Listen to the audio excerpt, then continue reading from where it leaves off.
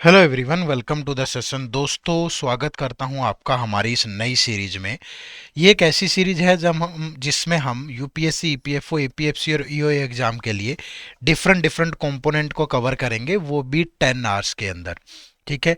इन 10 hours के अंदर क्या कंप्लीट कंपोनेंट पॉसिबल है, तो मैं आपको यहाँ बता दूं, हम कंप्लीट की बजाय जो उस टॉपिक के अंदर, उस कंपोनेंट के अंदर जो इंपॉर्टेंट टॉपिक है वो कवर करेंगे। ठीक है। तो 10 आवर्स के अंदर आपको बहुत सारी क्लैरिटी मिलेगी उन टॉपिक्स की। आपको ये पता चलेगा कि यार इस तरह के कंसेप्ट यहाँ से पूछे जाते हैं। तो जिन भी बच्चों को कम टाइम में ये कंपोनेंट्स पढ़ने हैं तो इस सीरीज को लगातार फॉलो करिएगा। और आज हम शुरुआत कर रहे हैं क्वांट की। तो क्वांट का ये पार्ट नंबर 1 है, जिसमें हम लोग नंबर सिस्टम पढ़ेंगे। 2 से 3 क्वेश्चन हर साल नंबर सिस्टम से आते हैं। और लास्ट जो 2025 का पेपर हुआ था, वहां से नंबर सिस्टम के जो 3 क्वेश्चन आए थे वो किस कंसेप्ट पे थे, वो कंसेप्ट भी हम कवर करेंगे और वो क्वेश्चन भी कवर करेंगे। ठीक है। और इसके अलावा सिर्फ वो नहीं, मैं आपको बहुत सारे कंसेप्ट पढ़ाऊंगा जो आपके एग्जाम के लिए इंपॉर्टेंट है। ठीक है। बट ध्यान रखिएगा, यहाँ पे हम इंपॉर्टेंट चीजें ही कवर करेंगे जो आपके लिए बहुत बहुत ज्यादा रेलेवेंट रहने वाली है। ठीक है। तो हर एक वीडियो को प्यार दीजिएगा, मैं मेहनत करने में कसर नहीं छोड़ूंगा। बट आप भी एक लाइक और कमेंट करने में कसर मत छोड़ना। ये मत सोचना कि यार मेरे एक लाइक और कमेंट से क्या हो जाएगा। आपका एक लाइक और एक कमेंट हमें ऊर्जा देगा और हमें अच्छी से अच्छी चीजें लेके आने के लिए प्रेरित करेगा। ठीक है। शुरू करते हैं।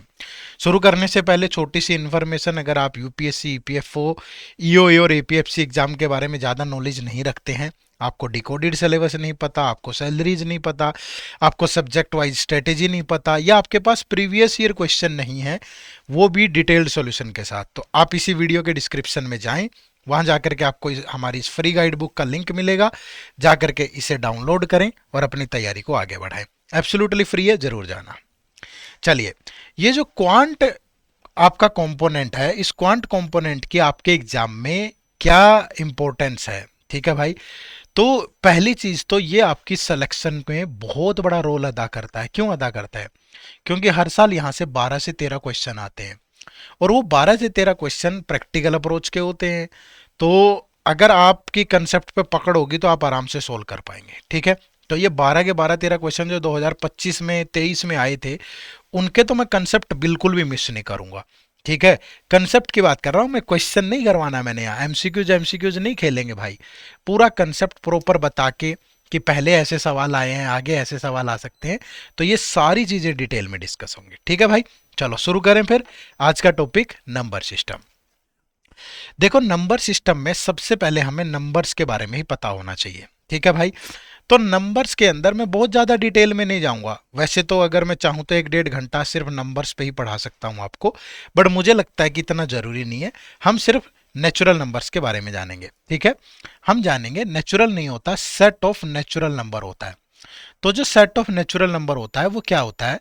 1 से लेकर के इनफाइनाइट तक के जो सारे नंबर होते हैं, ये सेट ऑफ नेचुरल नंबर के अंदर आते हैं। ठीक है। 1 से लेके इनफाइनाइट तक के जितने भी नंबर हैं वो सब किस में आते हैं? सेट ऑफ नेचुरल नंबर में। ठीक है। अब इस सेट ऑफ नेचुरल नंबर में कुछ नंबर इवन होते हैं। तो इवन नंबर क्या होंगे? विच नंबर्स आर डिविजिबल बाय 2।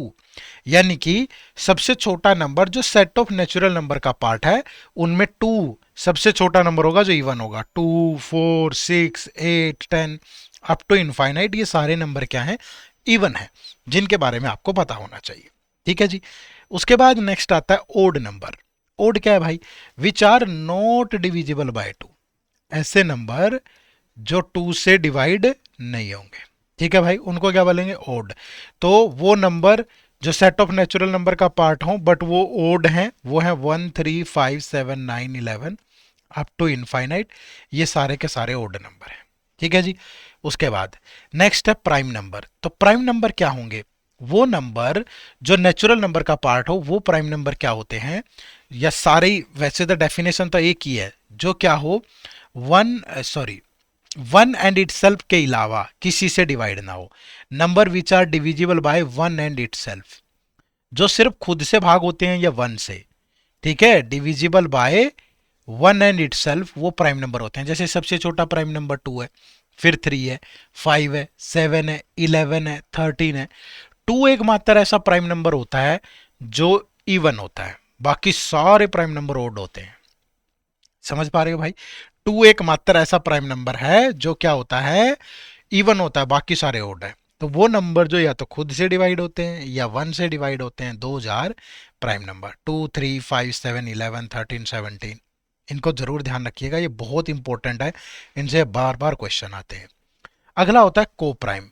को प्राइम नहीं होते। को प्राइम मतलब मेरे अकॉर्डिंग अगर को प्राइम की डेफिनेशन आप जानोगे तो को प्राइम दो ऐसे नंबर्स का सेट होता है, टू ऐसे नंबर्स का सेट होता है जो खुद भी प्राइम होते हैं, ठीक है, जो खुद भी प्राइम होते हैं, ये बात ध्यान रखिएगा, खुद भी प्राइम होते हैं, बट उनका एचसीएफ 1 होता है।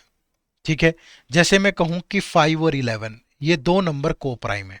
ठीक है, कोई बच्चा बोलेगा कि सर ये 11 और 15 क्या ये को प्राइम नहीं है? ये रिलेटिवली प्राइम है भाई, रिलेटिवली प्राइम है। आप इनको पढ़ोगे किसी बुक में तो वो को प्राइम ही दिया मिलेगा, बट ये रिलेटिवली प्राइम होता है। रिलेटिवली प्राइम का मतलब होता है उनका सिर्फ एचसीएफ 1 है, वो खुद प्राइम है ये जरूरी नहीं है। ठीक है, उनका कोई कॉमन फैक्टर नहीं है बस। बट को प्राइम का मतलब होता है कि उनका कोई कॉमन फैक्टर भी नहीं है और वो प्राइम भी नहीं है। सॉरी, प्राइम है और उनका कोई कॉमन फैक्टर नहीं है, जैसे 5 और 11, जैसे 11 और 17, ये को प्राइम है। और ये रिलेटिवली प्राइम है क्योंकि 15 प्राइम नहीं है, बट इनका एचसीएफ 1 है तो ये रिलेटिवली प्राइम है। समझ में आया? जो खुद भी प्राइम हो और उनका एचसीएफ 1 हो वो होते हैं को प्राइम, लेकिन जो खुद चाहे प्राइम हो ना हो बट उनका एचसीएफ 1 हो, ऐसे होते हैं रिलेटिवली प्राइम। ठीक है, एक ट्विन प्राइम भी होता है। ट्विन प्राइम की खास बात क्या होती है कि इनका एचसीएफ 1 होता है, ये खुद भी प्राइम होते हैं और इनका डिफरेंस भी 2 होता है। जैसे मैंने कहा कि 3 और 5, देखो ये दोनों प्राइम नंबर हैं भाई, दोनों का एचसीएफ भी 1 है, दोनों का डिफरेंस भी 2 है, तो इसको बोलेंगे ये ट्विन प्राइम है। अच्छे से समझ पाए ना? थोड़ा सा साथ देना, अगर बहुत दिनों बाद मैथ पढ़ रहे हो तो शायद दिमाग में चीजें कम जाए, होता है कई बार, कई वर्षों के बाद चीजें कर रहे होते हैं तो कम घुसती है दिमाग में। बट अगर मेरी मेहनत को देखोगे और आप अपनी मेहनत उसमें मिला दोगे तो फिर सार्थक हो जाएगी चीजें। ठीक है, ज्ञान का अपमान नहीं करना चाहिए, कम आ रहा है कोई बात नहीं, धीरे धीरे करके सीख लो। चलो आ जाओ, अगला है कंपोजिट नंबर। कंपोजिट नंबर वो होते हैं which has more than two factor. ऐसे नंबर जिनके दो से ज्यादा फैक्टर हों वो क्या होते हैं? कंपोजिट नंबर होते हैं भाई। जैसे सबसे छोटा कंपोजिट नंबर है 4, जो कि सेट ऑफ नेचुरल का पार्ट हो। 4 हो गया, 6 हो गया, 8 हो गया, 9 हो गया, 10 हो गया, 12 हो गया, up to infinite, these are the composite numbers. ठीक है भाई। एक होता है क्या? Perfect number. परफेक्ट नंबर क्या होते हैं भाई? परफेक्ट होता है कि जिसके फैक्टर्स का सम, फैक्टर्स का जो सम है अगर वो नंबर के बराबर हो जाए तो वो एक परफेक्ट नंबर होता है। ठीक है भाई, जैसे मैं कहूं कि 6 एक परफेक्ट नंबर है क्योंकि 6 के फैक्टर हैं 1, 2 और 3, और 1, 2 और 3 का जो सम है वो 6 ही तो होता है ना भाई। जैसे 28 एक परफेक्ट नंबर है, 28 के फैक्टर है 1, 2, 4, 7, 14, इन सब का सम करोगे तो 28 हो जाएगा। क्लियर? बात समझ पाए? तो इस तरीके से नंबर्स के बारे में अगर आपको इतनी जानकारी होगी तो काम हमारा चल जाएगा। मैं चाहता हूं कि 10 ही घंटे में पढ़ना है तो हम लिमिटेड भी पढ़े और इंपॉर्टेंट भी पढ़े। ठीक है, समझ आया? वीडियो को पॉज कर लो, वीडियो को पॉज करके एक बार ये इंफॉर्मेशन जो स्क्रीन पे इसको लिख लो। अपने हाथों से लिखोगे तो समझ ज्यादा आएगी। ठीक है, थोड़ा सा जुड़ने की कोशिश करो। मैं रिकॉर्ड कर रहा हूं वीडियो, पर मैं निर्जीव चीजों में भी जान डाल देता हूं। मैं मुझ में है ऐसी कोई बात, और मैं ये अपने आप की तारीफ नहीं कर रहा हूँ क्योंकि मैं मन से करता हूँ। और मेरी दादी कहती थी कि अगर दिल से रो ना बेटा तो फूटी आंख से भी आंसू आ जाते हैं। ठीक है, तो प्लीज छोटी छोटी चीजें नोट करते जाना। आप एक दिन एक असिस्टेंट प्रोविडेंट फंड कमिश्नर बन जाओगे तो याद करोगे कि यार ये चीज ऐसे पड़ी थी वहां से, है ना? लिख लो थोड़ा आराम से। ठीक है, इनका एग्जीक्यूशन भी सिखाऊंगा कि इन पे सवाल कैसे कैसे पूछेगा। अब देखो जैसे, और सवाल कोई टाइम पास नहीं, जो यूपीएससी का टेस्ट है, यूपीएससी जैसे सवाल पूछता है वैसे। जैसे एक क्वेश्चन मैंने लिया एग्जांपल, क्या? 3 numbers x, y and z are selected from the set of the first 7 natural number. First 7 natural number क्या? 1, 2, 3, 4, 5, 6, 7। इनमें से 3 नंबर सेलेक्ट करने हैं x, y और z, सच दैट जो x है that is double greater than 2 times of y और 2 times of y greater than 3 times of z। तो how many such distinct triplet are possible, X Y और Z की कितनी value ऐसी possible है। अब एक बात बताओ भाई, मैं कहूं कि ये एक्स वाई और जेड है, ठीक है। अब जेड की छोटे से छोटी वैल्यू लो, तभी तो ग्रेटर बनेगा। मैं कहूं कि जेड 1 है तो ये 3 बन गया, ठीक है भाई। अगर ये 3 है, ठीक है, उल्टा भी ले सकते हो आप। अगर ये 3 है तो y की वैल्यू 2 लेंगे भाई, तभी तो ये 4 बनेगा, 3 से ग्रेटर तो 4 ही होगा। अब x की वैल्यू आप 5 ले सकते हो, ले सकते हो बिल्कुल, कोई दिक्कत नहीं है। अब अगर ये 1 हो ये 2 हो तो x की वैल्यू आप 6 भी ले सकते हो भाई, बिल्कुल ले सकते हैं, तब भी तो ग्रेटर हो जाएगा ये। चाहे ये 5 ले लो या 6 ले लो या 7 ले लो, यानी कि 1 2 7। तो तीन तीन पॉसिबल सेट तो ये बन गए। आपको हमेशा ऐसे ही सोचना है, वो क्वेश्चन ही ऐसे देता है भाई पेपर में, ठीक है। अब टाइम पास वाले सवाल नहीं, रियल एग्जाम लेवल।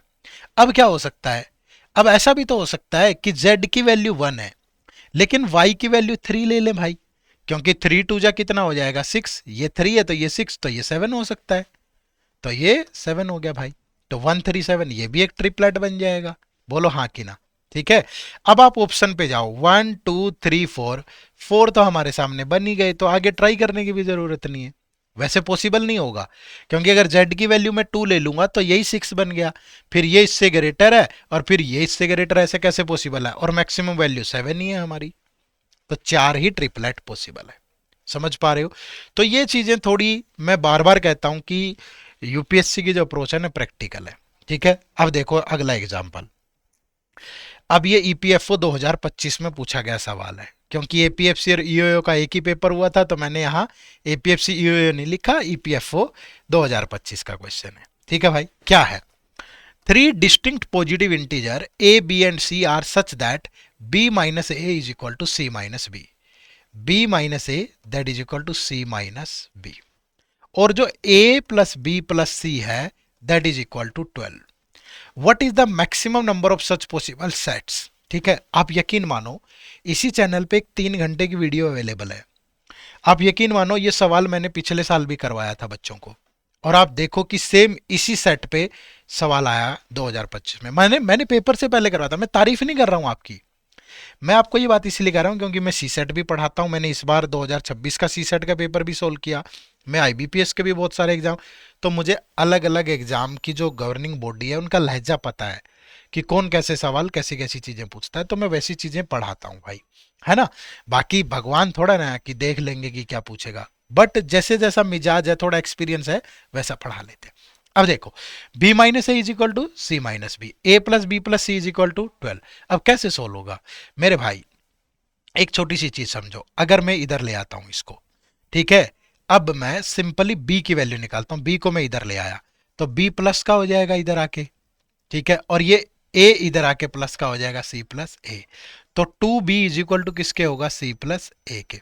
तो b की वैल्यू क्या होगी भाई, c प्लस ए बाई 2। या फिर आप यही वैल्यू यहां पुट कर लो एक बार, कि b की जगह अगर मैं क्या पुट, सॉरी c प्लस ए की जगह मैं पुट कर लूं 2b, तो ये 3b बन गया, 3b 12 होगा, तो b की वैल्यू कितनी आई 12/3 यानी कि 4। तो b की वैल्यू 4 है। अब एक बात बताओ, a plus B plus C is equal to 12 है, तो b की वैल्यू अगर 4 है तो a प्लस सी की वैल्यू क्या होगी भाई, 8 होगी। अब मुझे बताना है कि ऐसे कितने थ्री डिस्टिंक्ट पॉजिटिव कितने सेट पॉसिबल है जहां b minus A is equal to C minus B हो। ठीक है भाई, ऐसे सेट देखने हैं हमने। अब एक बात बताओ, b की वैल्यू तो फिक्स है भाई 4, बोलो हाँ कि ना, b की वैल्यू तो फिक्स है। अब a और c का सम 8 है, a और c का सम 8 है। अब ऐसी कितनी वैल्यू पॉसिबल हो सकती है, देखो अब मैं 1 बाय 1 a की वैल्यू रखूंगा। अगर मैं a इज इक्वल टू 1 रखता हूं, ठीक है, यहां ले लेता हूं मैं, ये a है, ये b है, ये c है। अगर a की वैल्यू 1 रखें तो 4 माइनस 1, ठीक है भाई, कितना हो गया 3, तो c की वैल्यू 7 आएगी, तभी तो 3 बनेगा ना भाई। अगर 4 माइनस 1 3 करूंगा, अगर इधर से 3 आना है और माइनस 4 है ये, तो यहां 7 होना चाहिए। तो a की वैल्यू 1, b की वैल्यू 4, c की वैल्यू 7। अब ऐसा भी हो सकता है कि a की वैल्यू 2 हो भाई, तो फिर 2 आएगा, और इधर माइनस 4 है तो c की वैल्यू 6 होगी, तभी तो बनेगा 8 तो a की वैल्यू अगर 2 है, b की वैल्यू 4 है, तो c की वैल्यू 6 है। अब ऐसा भी हो सकता है ये 4 माइनस a की वैल्यू 3 हो, अगर a की वैल्यू 3 है तो भैया हम इधर से भी 1 चाहिए माइनस, तो यहाँ 5 आएगा, तो सी की वैल्यू 5 हो जाएगी। एक पेयर ये भी बन गया। मतलब मुश्किल नहीं है, सोचना भी आसान है यार, इतना तो सोच ही सकते हैं ना। अब हम जीरो तो नहीं ले सकते भाई, जीरो ले सकते हो? ए की वैल्यू जीरो कैसे लोगे? फिर तो ये ए की वैल्यू जीरो है, तो फिर बचा ही कुछ नहीं क्वेश्चन में। उसने तो कहा कि डिस्टिंक्ट पॉजिटिव इंटीजर है एबीसीआर। ठीक है, तो what is the maximum number of such possible sets of A and B? तो ऐसे कितने सेट होंगे? ये 3 सेट होंगे। तो right answer is option number C. बात को समझे? तो ऐसे करके चीजों को बनाना है, थोड़ा प्रैक्टिकली सोचना सीखो, काम करना सीखो इन पे। ठीक है, चलो नेक्स्ट क्वेश्चन देखो, question number 3। Let both p and k be prime number such that p square plus k is also a prime number less than 30। वो कह रहा है कि p और k प्राइम नंबर है, p भी प्राइम है भाई, k भी प्राइम है, और खास बात यह है कि p स्क्वेयर प्लस k ये भी प्राइम है, लेकिन ये लेस देन 30 है। ये जो है ये लेस देन 30 है, लेस देन 30 है। तो लेस देन 30 प्राइम नंबर क्या होते हैं? 2, 3, 5, 7, 11, 13, 17, 19, 23, 29 यही होंगे, होंगे। तो कह रहा है कि what is the number of possible value of के। अब एक बात बताओ, पी स्क्वेयर प्लस के ये लेस देन 30 आना चाहिए और प्राइम आना चाहिए, और पी और के भी प्राइम है। तो मैं क्या करूंगा? पी और के की वैल्यू पुट करूंगा भाई। तो सबसे पहले मैंने पी की वैल्यू पुट करी 2, तो के की वैल्यू क्या हो सकती है? देखो, पी की वैल्यू अगर मैं 2 पुट कर रहा हूं, पी इज इक्वल टू 2, तो 2 का स्क्वायर प्लस के, ठीक है, तो 2 का स्क्वायर 4, 4 प्लस के। अब क्या ये वैल्यू उठाओ ना यहाँ, और पी एंड के प्राइम नंबर है। अब अगर मैं यहाँ 2 रखूं, तो 4 प्लस 2 तो 6 हो जाएगा, प्राइम नहीं होगा। अगर 4 के की वैल्यू रखूं 3, के की वैल्यू 4 प्लस 3 7, बन गई बात। ठीक है, फिर के की वैल्यू 5 रखूंगा, नहीं होगा। फिर अगर के की वैल्यू 7 रखूं, 4 प्लस 7 11, बन गई बात। 11 रखूं, नहीं होगा। फिर के की वैल्यू 13 रखूं, 4 प्लस 13 17 होगा, जो कि प्राइम है, बन गई बात। फिर 17 रखूं तो 20, फिर 19 रखूंगा तो 4 प्लस 9 23, बन गई बात। फिर 23 या 29 रखूंगा, नहीं होगा। तो 4 पेयर तो ये बन गए, जब p की वैल्यू 2 है और k की वैल्यू 3, 7, 13, 19 है। तो what is the number of possible values of k? तो 4 वैल्यू तो k की आ गई। बट अब दूसरी वैल्यू पुट करें। अब p की वैल्यू अगर मैं 3 लूं, तो 3 का स्क्वायर कितना होगा? 9, 9 प्लस k। तो सबसे पहले k की वैल्यू अगर 2 लूं, p 3 लिया, k कितना ले? 2, तो 9 प्लस 2 कितना हो गया? 11, बन गया भाई। फिर अगर 3 लूं, तो 9 प्लस 3 12, प्राइम नहीं है। फिर अगर 5 लूं, तो 9 प्लस 5 14, प्राइम नहीं है। 9 प्लस 7 16, प्राइम नहीं है। 9 प्लस 11 20, प्राइम नहीं है। 9 प्लस 13 22, प्राइम नहीं है। 9 प्लस 17 26, प्राइम नहीं है। 9 प्लस 29, प्राइम नहीं है। 9 प्लस 23, प्राइम नहीं। तो मतलब एक ही पेयर बनेगा। जब p की वैल्यू 3 है तो k की वैल्यू 2 है। अब p की वैल्यू नेक्स्ट प्राइम नंबर अगर 5 ले, तो 5 का स्क्वायर कितना हो गया? 25। अब 25 में k की वैल्यू क्या ऐड करें? 2, 3, 5, इससे ऊपर तो ले ही नहीं सकते फिर तो, क्योंकि ये वैल्यू लेस देन 30 है। तो कुछ भी नहीं बनेगा यहां से, क्योंकि 25 प्लस 2 27, 25 प्लस 3 28, 25 प्लस 5 50, 30। पर p की वैल्यू अगर 7 लूं, तो 7 का स्क्वायर ही 49 हो गया। ये तो लेस देन 30 कहां से आया? तो कितनी वैल्यू पॉसिबल है k की? यही वैल्यू पॉसिबल है, 2, 3, 7, 13 और 19, 5 वैल्यू पॉसिबल है। तो right answer is option number B. सारे समझे भाई?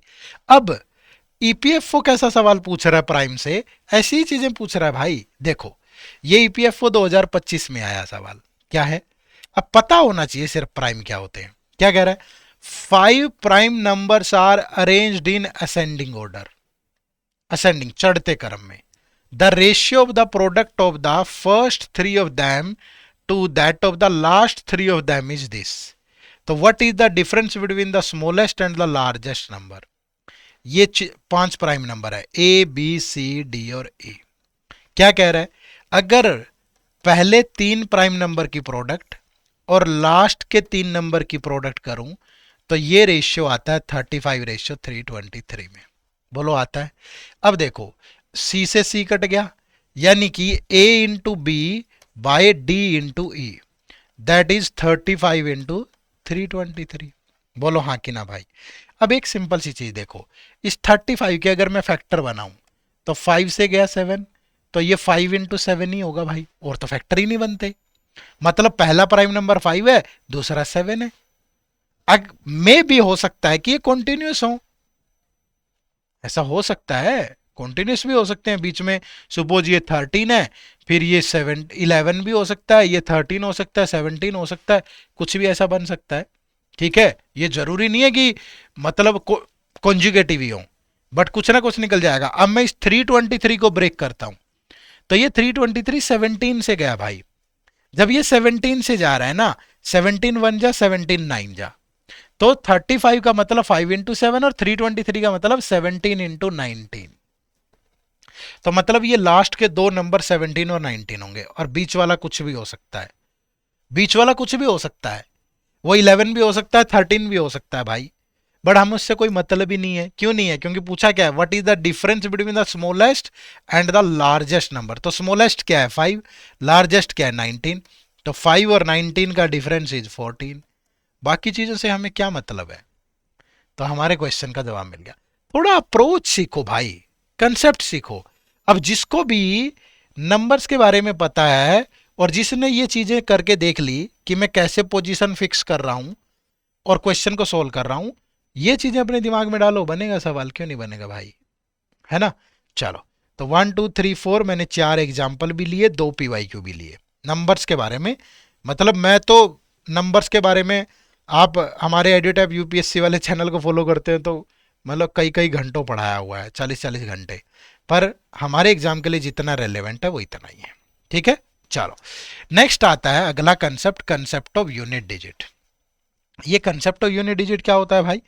कंसेप्ट ऑफ यूनिट डिजिट होता है मेरे भाई कि हमें बताना है, यानी यूनिट डिजिट क्या होता है? यूनिट डिजिट होता है, अब आप ये कह लो कि first digit from the right side, first digit from the right side. किसी भी नंबर के राइट से पहला नंबर जो होता है ना, उसको क्या बोलते हैं? उसका यूनिट डिजिट बोलते हैं। ठीक है भाई, हिंदी में बोलते हैं इकाई का अंक। हिंदी में क्या बोलते हैं? इकाई का अंक। क्लियर है भाई? अब देखो कैसे कैसे कैसे सवाल आ सकते हैं। एक तो सिंपल है कि जब भी हमें कुछ नंबर की प्रोडक्ट करनी हो, सपोज मेरे पास ये नंबर है, ठीक है, मैं बोलूं कि इनकी आपको प्रोडक्ट करनी है भाई, और मुझे पूरी प्रोडक्ट से कोई मतलब नहीं है, मैं सिर्फ इसके लास्ट में जो डिजिट आएगी वो देख लो, वो होती है यूनिट डिजिट। अब देखो क्या करना है आपने, ये लास्ट डिजिट की प्रोडक्ट करो। 3 इंटू 9 27, सिर्फ 7 लो। फिर 7 इंटू 6 42, तो सिर्फ 2 लो।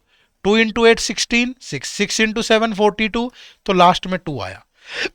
मतलब इसकी प्रोडक्ट कुछ भी आए बट इसकी लास्ट डिजिट 2 होगी।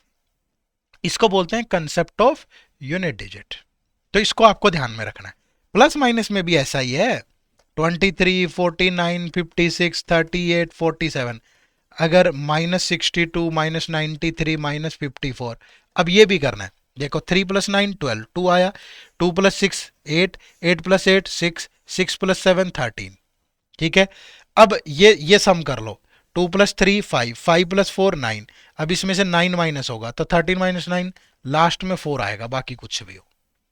ठीक है, तो इसको बोलते हैं इकाई का अंक निकालना, first digit from the right side.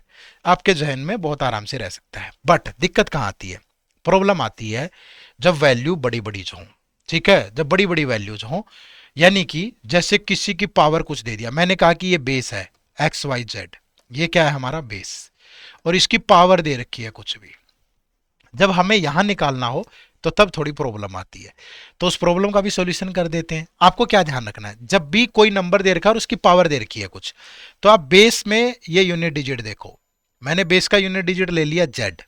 ठीक है, अगर ये Z की वैल्यू 0 है, 1 है, 5 है, 6 है, और एनी पावर, पावर चाहे कुछ भी हो भाई, पावर चाहे कुछ भी हो, तो जो यूनिट डिजिट आएगा, unit digit that is Z की पावर 1, सॉरी, यूनिट डिजिट जो आएगा, एकदम से दिमाग में कुछ आ जाता है क्योंकि दिमाग शांत नहीं है चलता रहता है, कुछ ना कुछ चलता रहता है, चलता रहता है, तो कहीं के तार कहीं भी जुड़ जाते हैं कई बार। ठीक है, हालांकि मैं पूरी इच्छा शक्ति मेरी बहुत मजबूत है, बहुत मन से पढ़ा रहा हूँ आपको। कई बार पता नहीं कौन सा लहजा, कौन सी चीज याद आ जाती है, तो हो जाता है। ऐसे ही आपके साथ भी होता होगा पढ़ते हुए, थोड़ा कंट्रोल किया करो। आ जाओ देखो, जेड क्या 0156, तो कुछ भी पावर हो यूनिट डिजिट भी सेम, वो हमेशा सेम रहेगा। जैसे हमने कहा जी ये एक नंबर है 235 की पावर 1076, आपको यहां नोट करना है अगर ये 5 है ना, इसकी पावर जो मर्जी हो ये 5 ही रहने वाला है। भैया एक बार 5 कहीं आ गया ना, 5 की किसी भी ओड नंबर से मल्टीप्लाई कर लो, याद रखना भाई लास्ट में हमेशा 5 ही आएगा। ठीक है, तो 5 की तो मल्टीप्लाई 5 से ही हो रही है बार बार बार बार। पावर का मतलब क्या है, 2 की पावर 3 का मतलब क्या है कि 2 की 3 टाइम्स प्रोडक्ट हो रही है। मतलब अगर यहां 5 है तो लास्ट में तो सबके 5 ही आएगा ना। तो 5 5 5 खुद एक ओड नंबर है, तो 5 की अगर किसी ओड नंबर के साथ मल्टीप्लाई करोगे जितने मर्जी हो तो वो फिर लास्ट में 5 ही देता है हमेशा। ठीक है, बट यहां ध्यान रखना 5 की पावर चाहे जो मर्जी हो सेम रहेगा। मैंने लिखा कि 236 की पावर 107, अब यहां 6 आ गया तो इसका यूनिट डिजिट 6 ही रहेगा, इस पावर से कोई मतलब नहीं है हमें। आप ये चीज ध्यान रखना, अगर बेस का यूनिट डिजिट 0 है 1 है 5 है 6 है, पावर चाहे जो मर्जी हो वो हमेशा सेम ही रहता है भाई। बात को समझ पाए सारे? चलो इसके बाद, अब सर आपने ये बात तो बता दी कि एक्स वाई जेड की पावर है कुछ और जेड की वैल्यू अगर 0 है 1 है 5 है और 6 है तो यूनिट डिजिट क्या होगा, सेम होगा। बट सर अगर जेड की बजाय 2, सॉरी जेड की वैल्यू 0156 के बजाय 2 है 3 है 4 है 7 है 8 है 9 है, ये भी तो हो सकती है ना सर। फिर क्या करेंगे, फिर हम क्या करेंगे, जो पावर है पावर उसको 4 से डिवाइड करेंगे। ठीक है, और जो भी रिमाइंडर आएगा, जो भी रिमाइंडर आएगा वो जेड की पावर ले लेंगे। ठीक है, कैसे, एग्जांपल से समझो। मैंने कहा 234 की पावर 1079 है।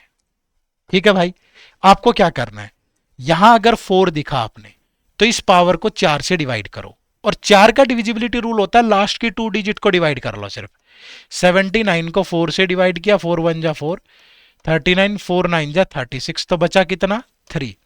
तो यानी इस 4 की पावर 3 ले लो सिर्फ, तो 4 की पावर 3 होता है 64, तो लास्ट में 4 ही आया।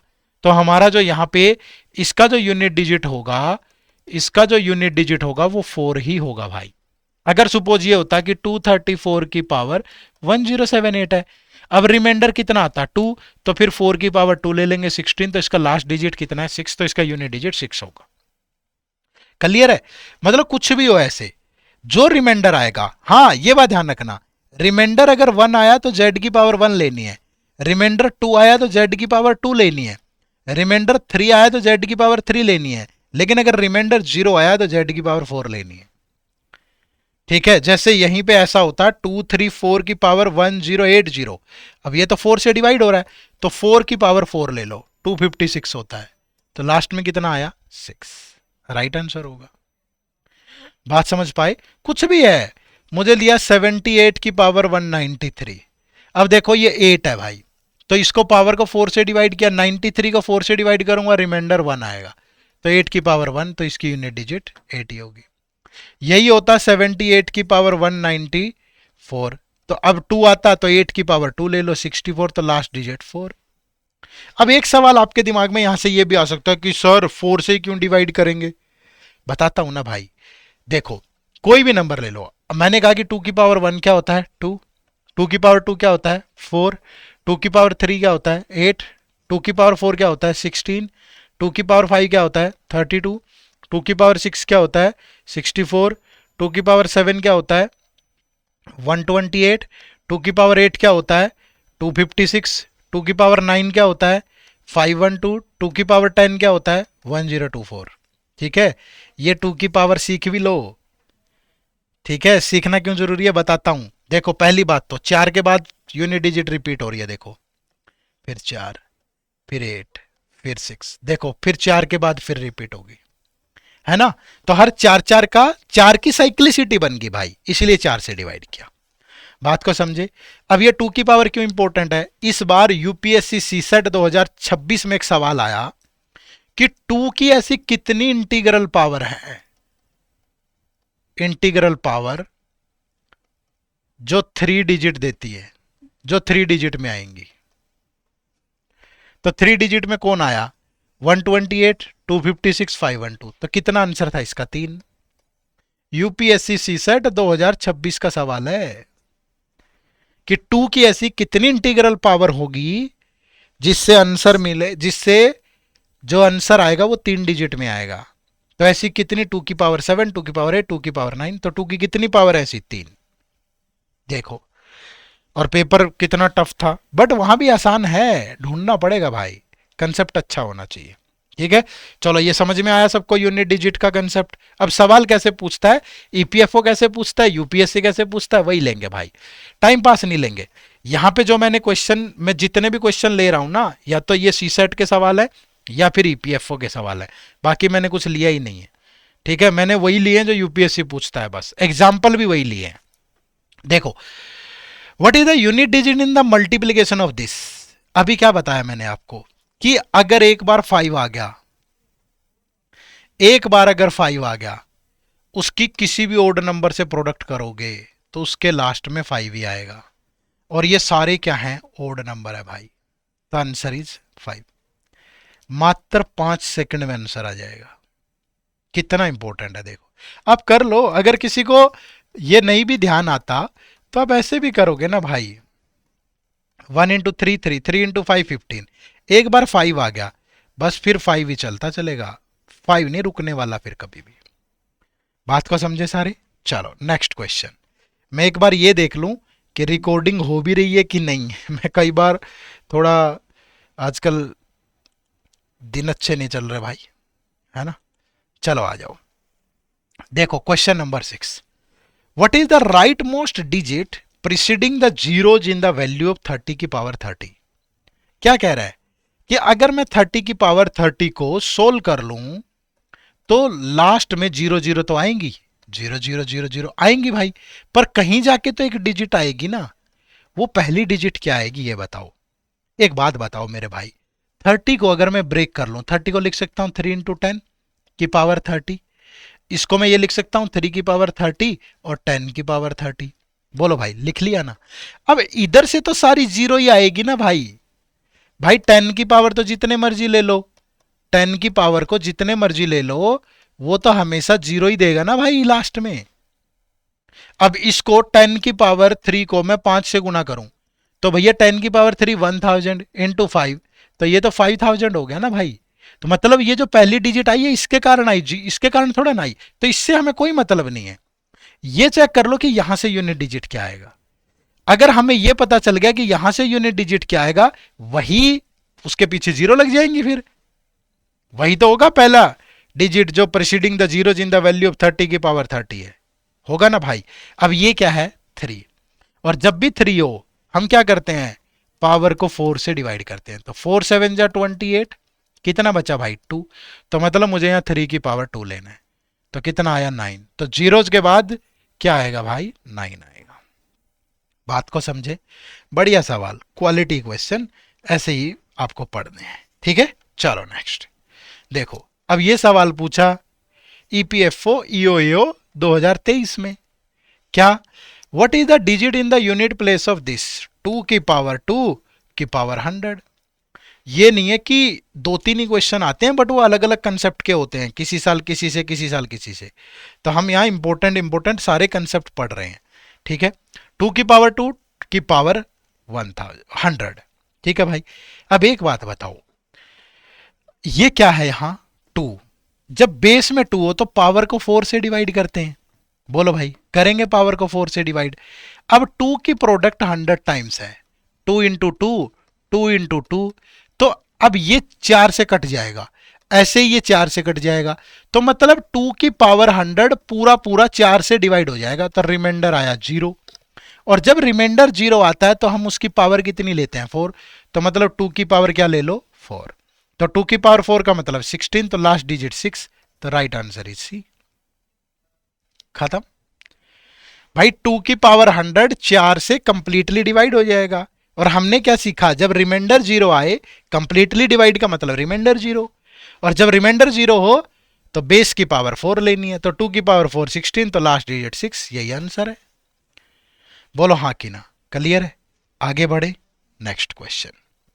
अब आ गया अगला rule, basic rule of divisibility. ठीक है, क्या होता है बेसिक रूल ऑफ डिविजिबिलिटी? पहले कुछ बेसिक रूल ऑफ डिविजिबिलिटी सुनो, उन्हीं से बहुत सारे रूल बनते हैं। ठीक है, क्या क्या है वो रूल, ध्यान से सुनना भाई, एक एक करके मैं बता रहा हूं क्या है। बेसिक रूल ऑफ डिविजिबिलिटी में जैसे 2 का रूल है, 3 का रूल है, 4 का रूल है, 5 का रूल है, 6 का रूल है, 7 का रूल है, 8 का रूल है, 9 का रूल है, 10 का रूल है, या 11 का रूल है। ठीक है भाई, यही आपके बेसिक रूल ऑफ डिविजिबिलिटी होते हैं, इन्हीं से आगे बनते हैं सारे। ठीक है, अब ध्यान से सुनना, एक एक एक एक बिल्कुल अच्छे से बता रहा हूं। देखो, सबसे पहले 2 का रूल क्या है? 2 का रूल हो गया या 4 का हो गया या 8 का हो गया, सेम है ये। कैसे? 2 की पावर 1 क्या हो गया 2, 2 की पावर 2 क्या होता है 4, 2 की पावर 3 क्या होता है 8, 2 की पावर 4 क्या होता है 16। ठीक है भाई, यहीं से लिखा है। यानी कि आपको राइट साइड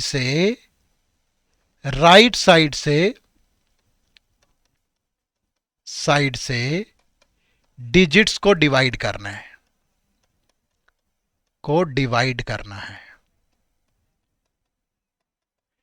ठीक है, अगर वो कंप्लीटली डिवाइड हो गई तो मतलब वो नंबर उस नंबर से भी डिवाइड हो जाएगा। अब मतलब क्या है, अगर मुझे ये चेक करना है कि कोई नंबर 2 से डिवाइड होगा कि नहीं होगा, तो मैं सिर्फ राइट साइड से पहली डिजिट चेक करूंगा। जैसे 2 3 4 8 7 2, मुझे ये चेक करना है कि क्या ये नंबर 2 से डिवाइड हो रहा है, तो सिर्फ ये डिजिट चेक करो। क्या 2 से डिवाइड हो रहा है? हो रहा है, तो ये नंबर भी कंप्लीटली 2 से डिवाइड हो रहा है। ठीक है, अब मुझे चेक करना है कि क्या ये नंबर 4 से डिवाइड हो रहा है। तो 4 कब आया? जब 2 की पावर 2 थी, तो मतलब लास्ट की 2 डिजिट चेक करनी है मुझे। लास्ट की 2 डिजिट कितनी? 72। क्या 4 से डिवाइड होता है? होता है, 18 गया, तो मतलब ये नंबर 4 से भी डिवाइड होगा। 8 कब आया? जब 2 की पावर 3 है, तो मतलब मुझे लास्ट की 3 डिजिट चेक करनी है। 872 क्या 8 से डिवाइड होता है? बिल्कुल हो रहा है भाई, तो मतलब ये नंबर 3 से भी डिवाइड होगा। ठीक है, 2 की पावर 4 16, तो मुझे लास्ट की 4 डिजिट चेक करनी है। 4872 क्या ये 16 से डिवाइड होती है? नहीं होती, तो ये नंबर 16 से डिवाइड नहीं होता। समझ पा रहे हो? तो ये नंबर 2 से 4 से 8 से डिवाइड हो जाएगा, बट 16 से नहीं होगा। तो सबको समझ में आ गया 2 का, 4 का और 8 का रूल क्या होता है। 2 का मतलब सिर्फ राइट से एक डिजिट चेक करो, अगर वो डिवाइड होगी तो मतलब कंप्लीट नंबर डिवाइड हो जाएगा। 4 का मतलब है राइट साइड से 2 डिजिट चेक करो, 8 का मतलब है राइट साइड से 3 डिजिट चेक करो। और ये याद कैसे रहेंगी? 2 की पावर 1 2, 2 की पावर 2 4, मतलब पावर 2 है तो 2 डिजिट चेक करनी है। 2 की पावर 3 8, मतलब 8 से चेक करना है। 2 की पावर 3 होता है तो 3 डिजिट चेक करनी। मतलब मैं ये भी बता रहा हूं कि लंबे टाइम तक आपके दिमाग में कैसे रुकेगी ये चीजें। ठीक है, तो बेसिक रूल पता चल गया किसका? 2 का, 4 का, 8 का। अब अगला आता है basic rule, that is for 3 and 9। ठीक है, 3 और 9 का बेसिक रूल क्या है कि अगर sum of digit is divisible by 3, तो मतलब नंबर पूरा 3 से डिवाइड होगा। सम ऑफ डिविजिबल बाय 9, तो मतलब नंबर भी 9 से डिवाइड हो जाएगा। जैसे मुझे चेक करना है 372, क्या ये नंबर 3 से डिवाइड होता है? तो आप क्या करो, डिजिट्स का सम कर लो। 3 + 7 10 + 2 12, क्या ये 3 से डिवाइड होता है? होता है, तो ये नंबर 3 से भी डिवाइड होगा। क्या ये नंबर 9 से डिवाइड होता है? तो 3 + 7 + 2 कितना आ गया 12, क्या 12 9 से डिवाइड होता है? नहीं होता, तो ये नंबर 9 से डिवाइड नहीं होता। इसी की बजाय ये नंबर है 2 3, मैंने कहा 5, क्या ये नंबर 9 से या 3 से डिवाइड होता है? तो 2 + 3 + 8 + 5 कितना हुआ 18, क्या 18 3 से डिवाइड होता है? होता है, तो ये नंबर 3 से डिवाइड होगा। क्या 18 9 से डिवाइड होता है? होता है, तो ये नंबर 9 से भी डिवाइड होगा। तो मतलब सम ऑफ डिजिट आपको चेक करना है। क्लियर है भाई, बात समझ पाई? तो 2 का पता चल गया, 4 का पता चल गया, 6 का पता चल गया, 3 और 9 का पता चल गया। इसके अलावा 2 3 और हैं। 6 नहीं आता बेसिक में, 6 तो बनता है, मैं बताता हूं आगे। ठीक है, फिर आपको पता होना चाहिए कि इसका 5 का, 10 का। 5 और 10 का कब होता है? 5 से कब होता है? जब यूनिट डिजिट अगर 5 है, यूनिट डिजिट इज 0 और 5, तो वो नंबर 5 से डिवाइड होगा।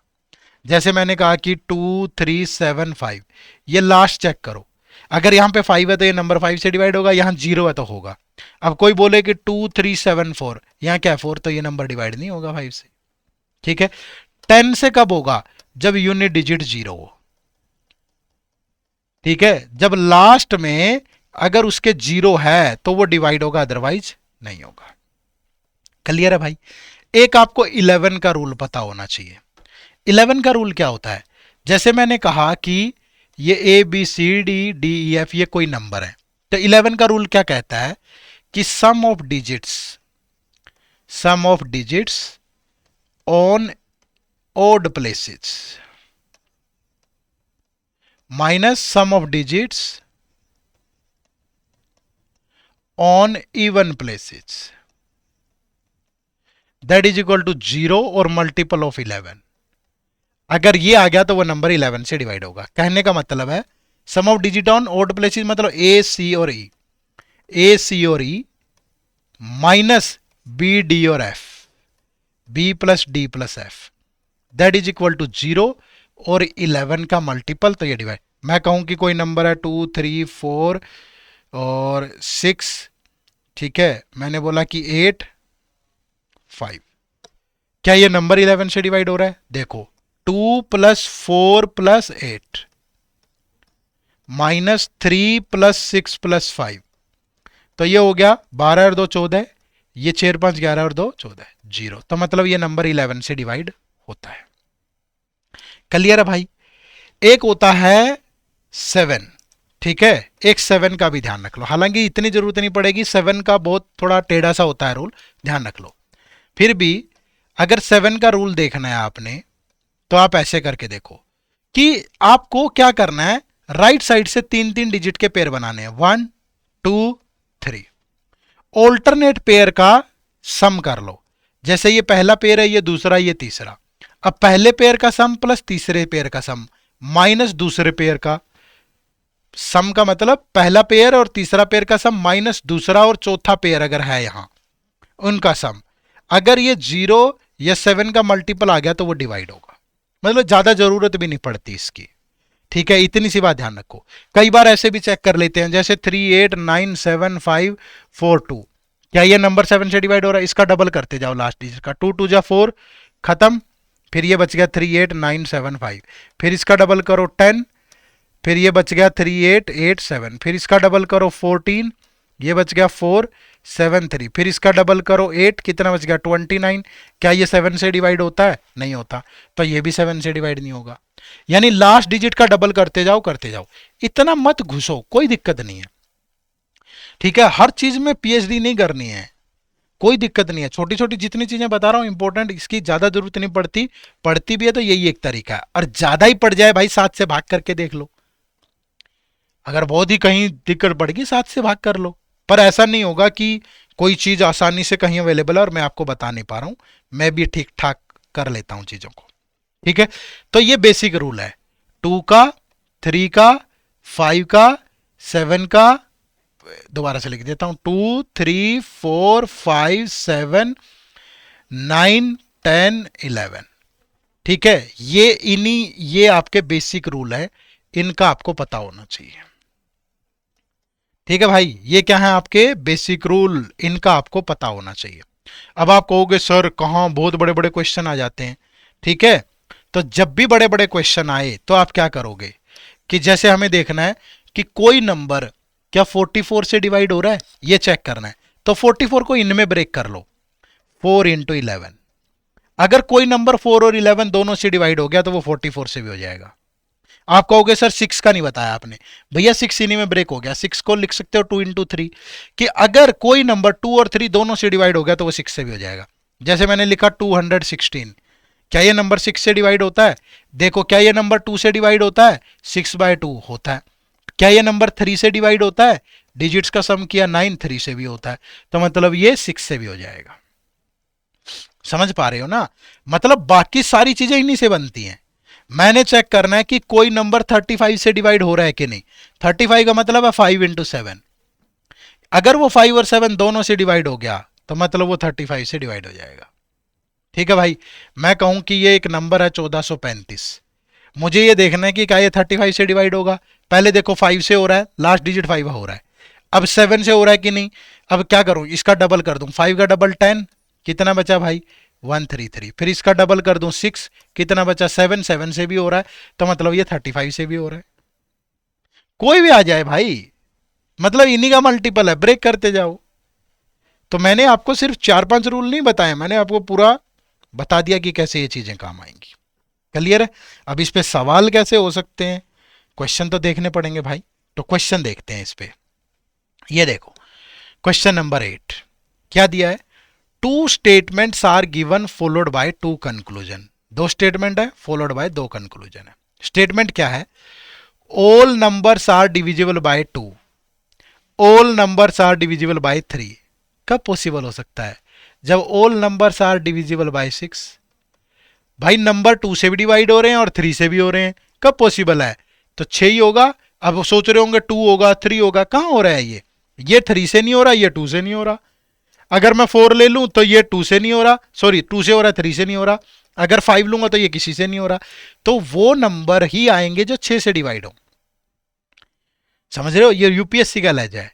तो कंक्लूजन 1 क्या, all numbers are divisible by 6, बिल्कुल करेक्ट है।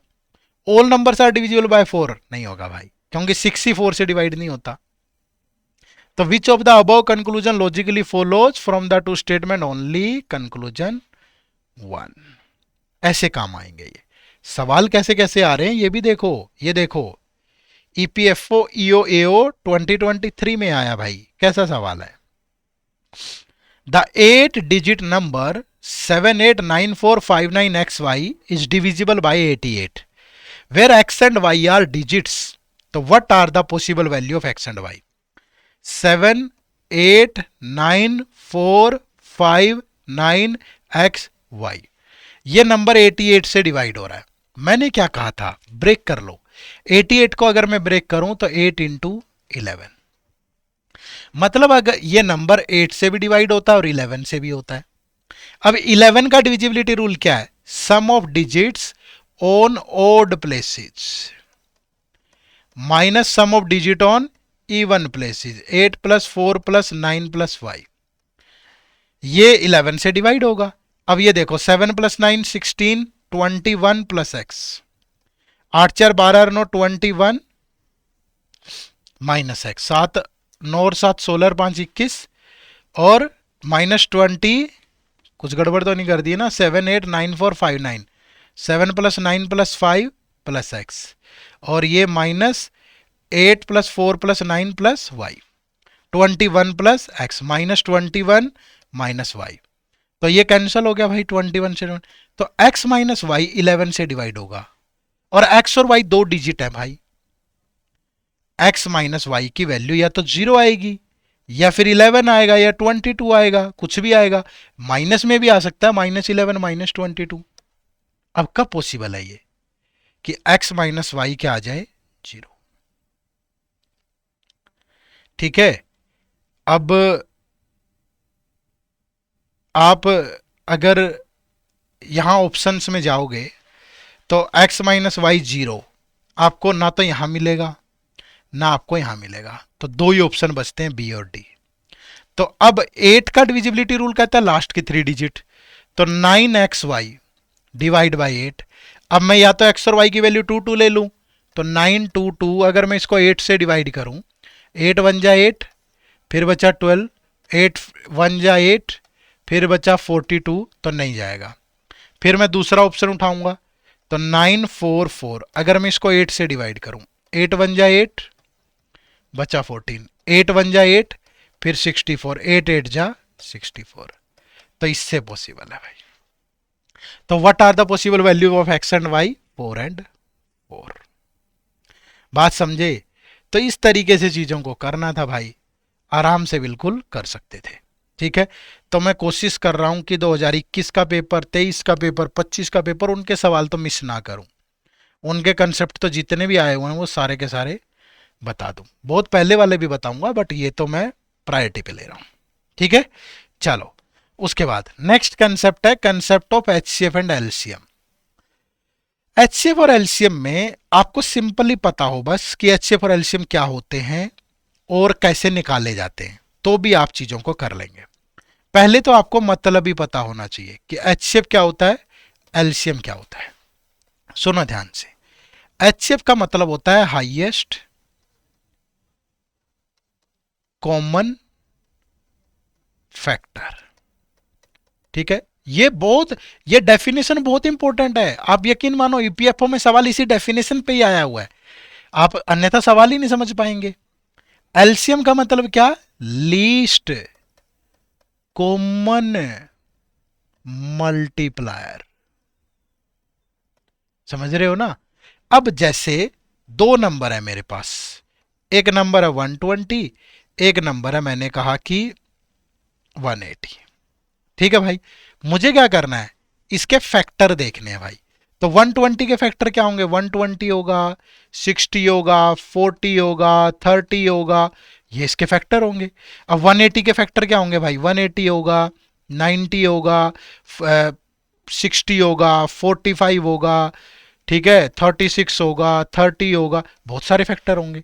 तो मुझे क्या देखना है कि फैक्टर तो देखना है, ये भी देखना है कॉमन हो लेकिन वो हाईएस्ट हो। तो 120 देखा मैंने यहां है बट यहां नहीं है, फिर मैंने देखा 60 यहां है, यहां भी है, तो मतलब 60 इन दोनों का एचसीएफ होगा। समझ पा रहे हो, मतलब हमें फैक्टर देखना है, कॉमन भी देखना है, बट हाईएस्ट देखना है कि उससे बड़ा ना हो जो दोनों में कॉमन हो और दोनों का फैक्टर हो। हालांकि ये तरीका नहीं है निकालने का, ये मैं आगे बताऊंगा, ये तो मैं सिर्फ डेफिनेशन समझा रहा हूं आपको। फिर एलसीएम की बात करूं तो लीस्ट कॉमन मल्टीप्लायर। जैसे मुझे करना है कि 12 और 15 का मल्टीप्लायर, तो इसके मल्टीप्लायर क्या है, 12, 12 2 जा, 12 3 जा, 12 4 जा, 12 5 जा, 12 6 जा, 12 7 जा, 12 8 जा, 12 9 जा, 12 10 जा, पता नहीं क्या क्या आएगा। 15 के मल्टीप्लायर क्या होंगे, 15 2 जा, 3 जा, 4 जा, 5 जा, 6 जा, 7 जा, 8 जा, 9 जा, 10 जा, ऐसे ही होंगे भाई। अब हमें यहां क्या ढूंढना है, मल्टीप्लायर तो ढूंढना है, कॉमन भी ढूंढना है, बट वो छोटे से छोटा हो, लीस्ट हो। अब मैंने देखा यहाँ छोटे से छोटा क्या, 12, बट यहाँ नहीं है, 24 यहाँ नहीं है, 36 यहाँ नहीं है, 48 यहाँ नहीं है, 60 यहाँ भी और यहाँ भी है। तो इनका एलसीएम क्या होगा, 60, यानी कि दोनों में है और छोटे से छोटा है। बात को समझे सारे, तो सबको पता चल गया एचसीएफ और एलसीएम में क्या अंतर है। अब एचसीएफ और एलसीएम निकालते कैसे हैं, ये सुनो ध्यान से भाई। एलसीएम निकालने का तरीका मैं बता रहा हूं, एक ही मेथड बताऊंगा आसान सा। जैसे 12, 15, 20, 30, मुझे नंबर का एलसीएम निकालना है, तो क्या करोगे, एलसीएम इज इक्वल टू सबसे बड़ा नंबर उठा लो, उसको यहां लिखो इनटू, और उस नंबर को भूल जाओ, भूल गए, उस नंबर से बाकी बचे हुए नंबर्स को डिवाइड करो। 12 को 30 से डिवाइड किया, 15 को 30 से डिवाइड किया, और 20 को 30 से डिवाइड किया, कर दिया भाई। अब इनको शॉर्टेस्ट फ्रैक्शन में चेंज करो। जैसे ये देखो, ये 10 से गया 2, 10 से गया 3, ये 15 से गया 1, 15 से गया 2, ये 6 से गया 2, 6 से गया 5। ठीक है भाई, अब क्या करेंगे, जो ऊपर वैल्यू है ना न्यूमरेटर में, सिर्फ उनका एलसीएम ले लो। तो 2 1 और 2 का एलसीएम क्या होगा, 2, तो मतलब इन सब का एलसीएम आ गया 60। डिनोमिनेटर से हमें कोई मतलब नहीं। दोबारा से सुनो, 40, 45, 60, मुझे इनका एलसीएम लेना है, तो एलसीएम इज इक्वल टू किसके, सबसे बड़ा नंबर ले लो। ठीक है, अब इस नंबर को भूल जाओ और इस नंबर से बाकी नंबर को भी डिवाइड करो, 40/60, 45/60। अब इसको शॉर्टेस्ट फ्रैक्शन में चेंज करो, 20 से गया 2, 20 से गया 3, 15 से गया 3, 15 से गया 4। अब 2 और 3 का एलसीएम क्या होगा, 2 3 जा 6 होगा भाई, 2 और 3 का क्या होगा, 6 होगा, तो उस 6 से यहां मल्टीप्लाई कर दो, तो इनका एलसीएम 360 होगा। इन नंबर से, डिनोमिनेटर से हमें कोई मतलब नहीं है। समझ पाए, तो जो मर्जी नंबर ले लो आप, आपको उनका एलसीएम ऐसे ही निकालना है। ठीक है, उनका एलसीएम निकालने का यही एक तरीका है।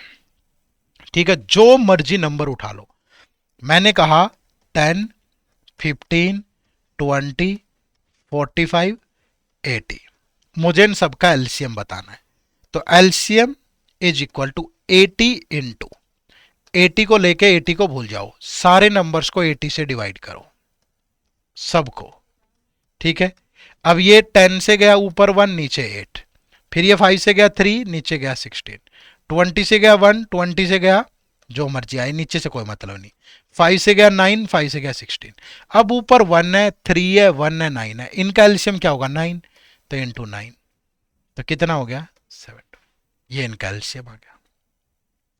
एक ही तरीका बता रहा हूं, मुझे तो 50 आते हैं भाई, उसकी टेंशन मत लो, पर अगर मैंने वादा किया है ना 10 घंटे में बिल्कुल करीम निकाल के दे दूंगा प्योर, तो दे देंगे। फिर उर्दू में कहते हैं खालिस, ठीक है, प्योर का मतलब खालिस, तो खालिस मिलेगा पूरा। ठीक है, तो ये हो गया एलसीएम निकालने का तरीका। अब एचसीएफ कैसे निकालते हैं भाई?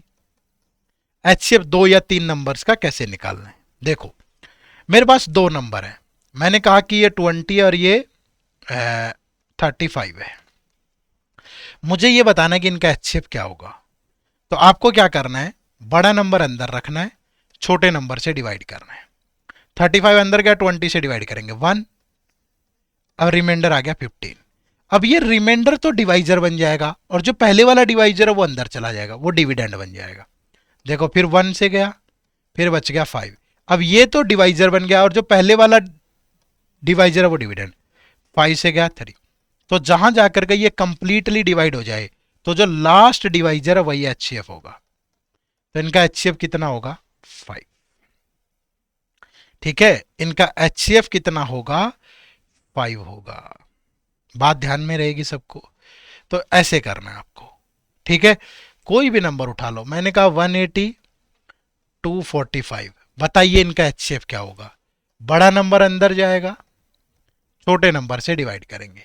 180 से गया 65, 180 अंदर गया, 2 से गया 130, 50, फिर 65, 1 से गया 50, 15, फिर 50 अंदर, 3 से गया 45, फिर 5, 15, तो 5 से गया 15, तो जो लास्ट बचा वो क्या बचा 5। ठीक है, जो लास्ट डिवाइजर बचेगा वो क्या बचेगा 5। बात समझ पाए? क्लियर है भाई? कोई दिक्कत? अलग अलग तरीके से कर सकते हो, है ना। जैसे मैंने कहा कि 3 नंबर दे दिए उसने, ये 3 नंबर है, 240 है, 360 है, 400 है, मुझे इनका एचसीएफ बताना है। ठीक है, 240, 360, 400, मुझे इनका एचसीएफ बताना है। अब देखो कि पहले 2 नंबर उठा लो, ये बड़े वाले, 400 अंदर, 360 बाहर, तो 1 से गया 360, ये 40, अब 360 अंदर जाएगा तो 9 से गया 360, तो जो लास्ट बचा डिवाइजर वो बचा 40। क्लियर है भाई? अब इस लास्ट डिवाइजर से तीसरे नंबर को चेक कर लो, अब ये थर्ड नंबर अंदर जाएगा, ये 40 से गया 240, तो यही लास्ट डिवाइजर, अदरवाइज ये भी पूरा प्रोसेस होता। तो इन तीनों नंबर का जो एचसीएफ है वो कितना है 40 है। क्लियर है?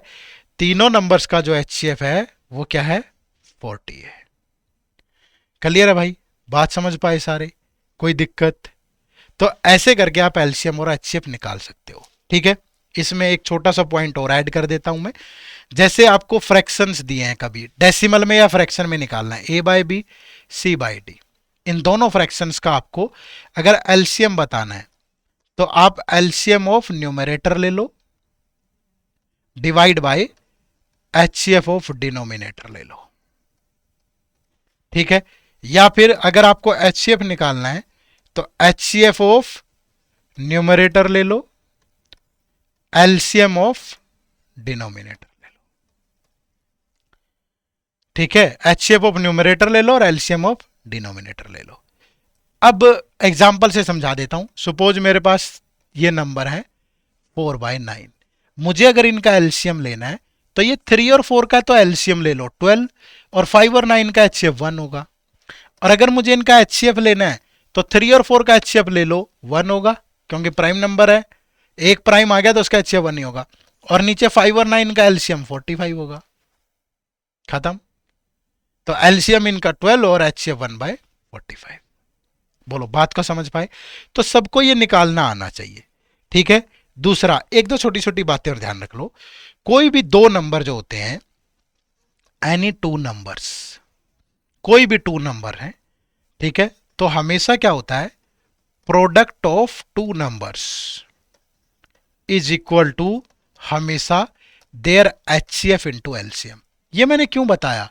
क्योंकि यूपीएससी सीसैट 2026 में इस पे बड़ा शानदार सवाल पूछा गया यार।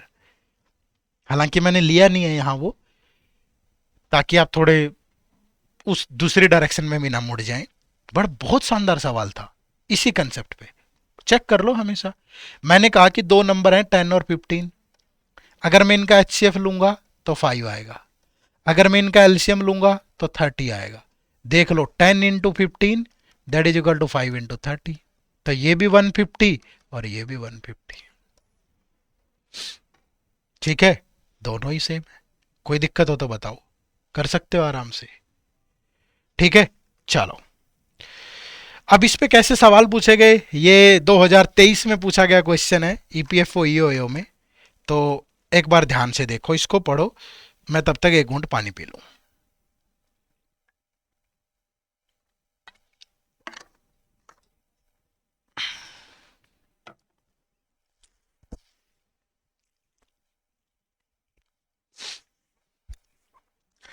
If x is the smallest natural number that is divisible by both 24 and 30, ठीक है। अब देखो क्या कह रहा है, x एक स्मॉलेस्ट नेचुरल नंबर है जो 24 और 30 दोनों से डिवाइड होता है। तो इसका मतलब क्या है, हमें 24 और 30 का एलसीएम लेना है, वही x की वैल्यू होगी।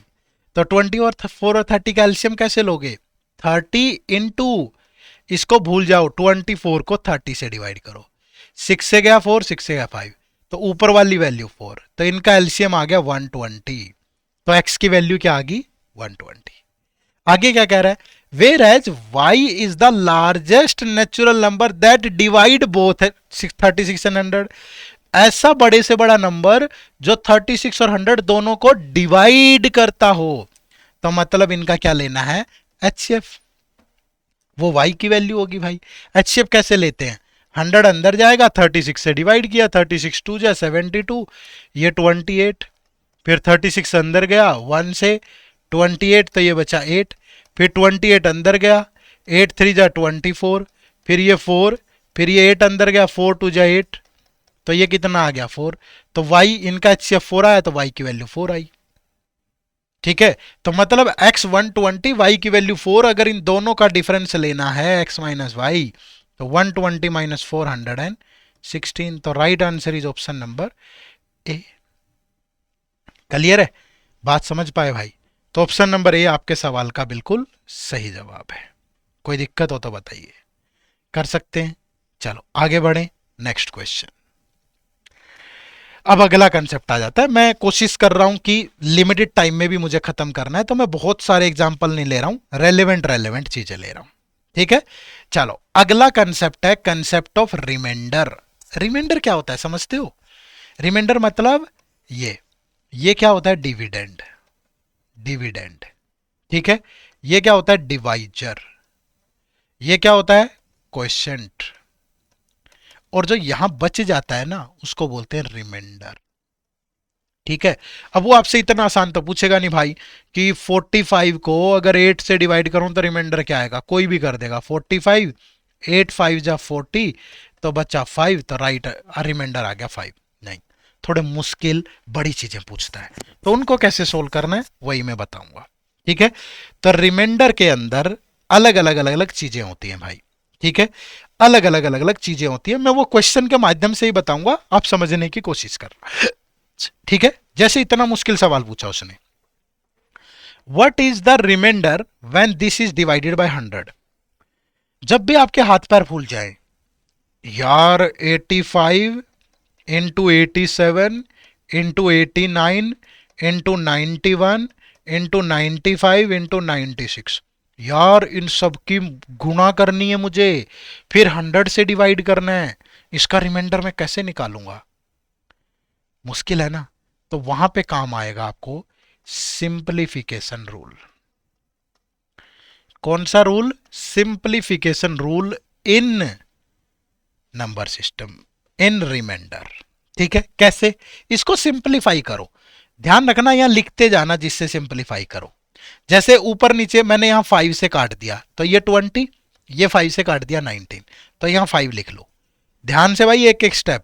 5 से काटा, 5 लिख लिया, इनटू। फिर देखो 5 से कट गया 4, ये 5 से कट गया 17, फिर यहां 5 और लिख लो, इनटू। फिर देखो 4 से कट गया 1, 4 से कट गया 24, फिर यहां 4 भी लिख लो। अब भाई 1 से डिवाइड करूंगा तो रिमाइंडर क्या आएगा? 1 या 0? तो रिमाइंडर 0 ही तो आएगा, मतलब पूरा पूरा कट गया।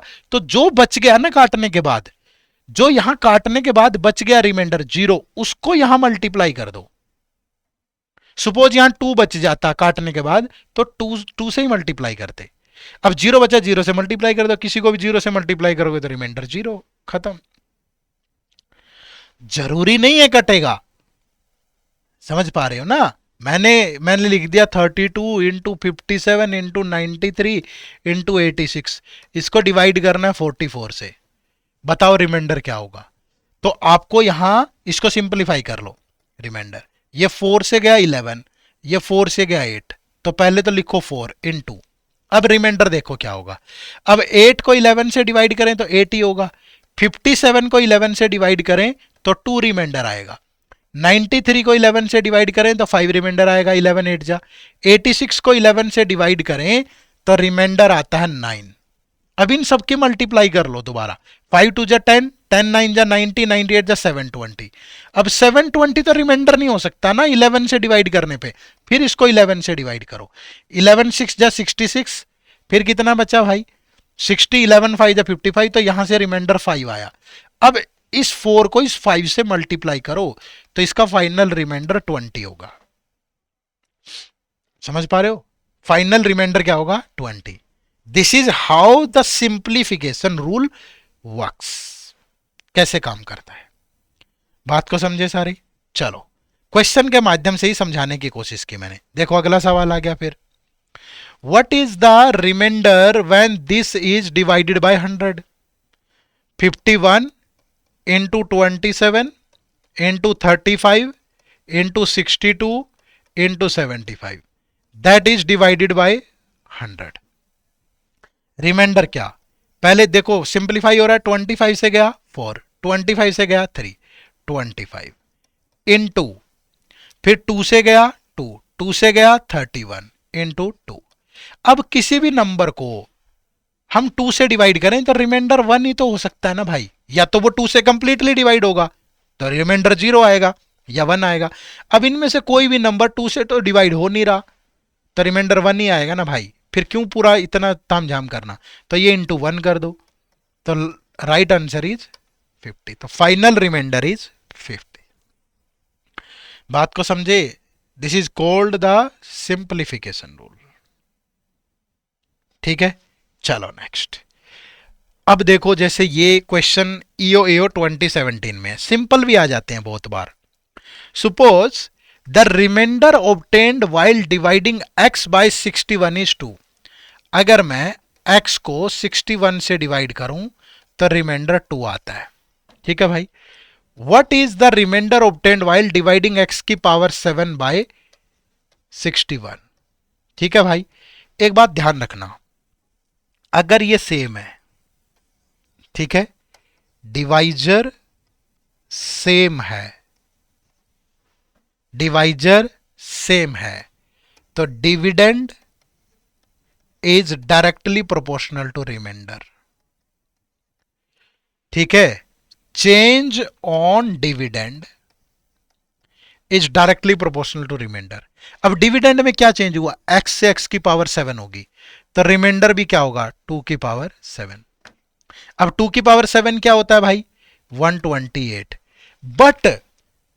बट याद रखना ये बात जो मैं कह रहा हूं, किसी नंबर को 61 से डिवाइड करें तो क्या 128 रिमाइंडर हो सकता है?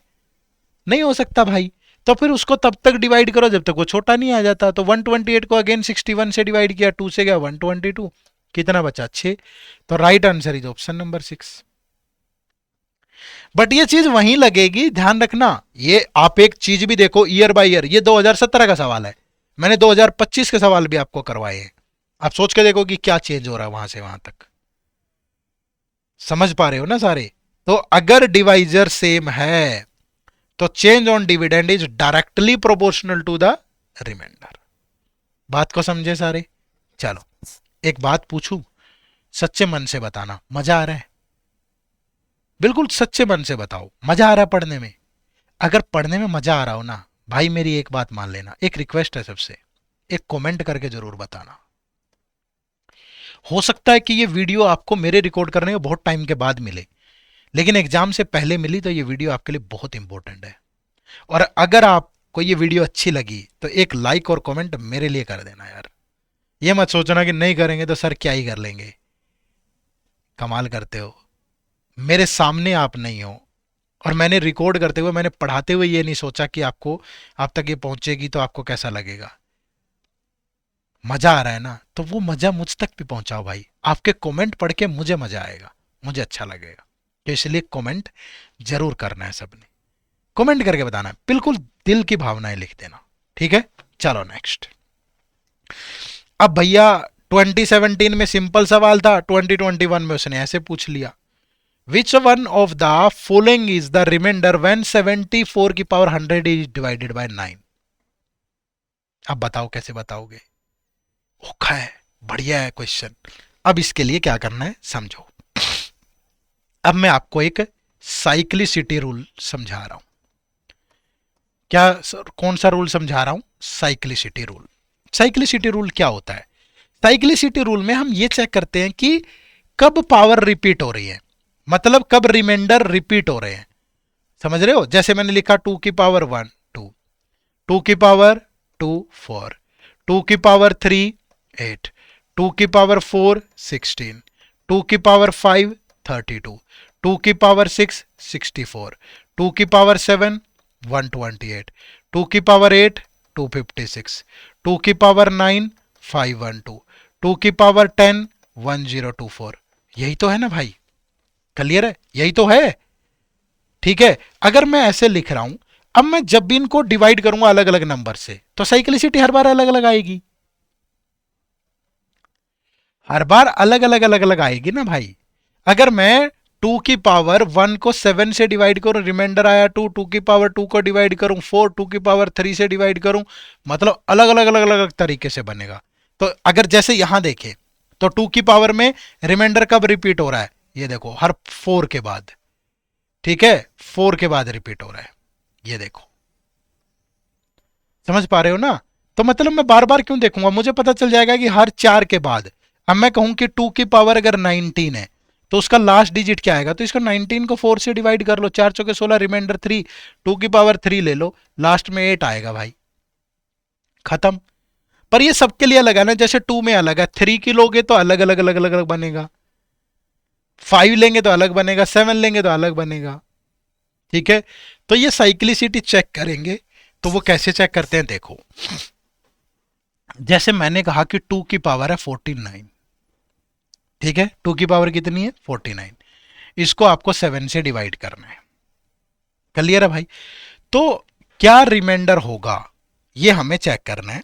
तो उसके लिए क्या करेंगे, देखो सिंपली, वैसे यहां तो 4 के बाद रिपीट होती है तो 4 से डिवाइड कर लिया हमने तो रिमाइंडर 1 बचा। 49 को अगर मैं 4 से डिवाइड कर दूं, 12 4 जा 48, तो 1 बचा, खत्म। बट ऐसे कब, जैसे यहां तो पता है ना, चेक करके देख लिया हमने 4 के बाद रिपीट हो रही है, 4 के बाद रिपीट हो रही है भाई। ठीक है, अगर 4 के बाद रिपीट हो रही है तो फिर रिमाइंडर 1 आ गया। बट बहुतों में ऐसा नहीं होगा, बहुत बड़ी पावर दे दी तो वहां जाकर के लास्ट की 2 डिजिट या नंबर 7 के बजाय कुछ और दे दिया डिवाइड करने के लिए। ठीक है, तो वो मुश्किल हो जाएगा। तो इसलिए साइक्लिसिटी चेक करते हैं। तो कैसे चेक करते हैं ये देखो। सबसे पहले मुझे 2 की पावर 49 को 7 से डिवाइड करूं तो रिमाइंडर देखना कैसे check. Step number 1, step number 1 क्या करना है, 2 की पावर ये जो भी है इसको n ले लो। Divide bye 7।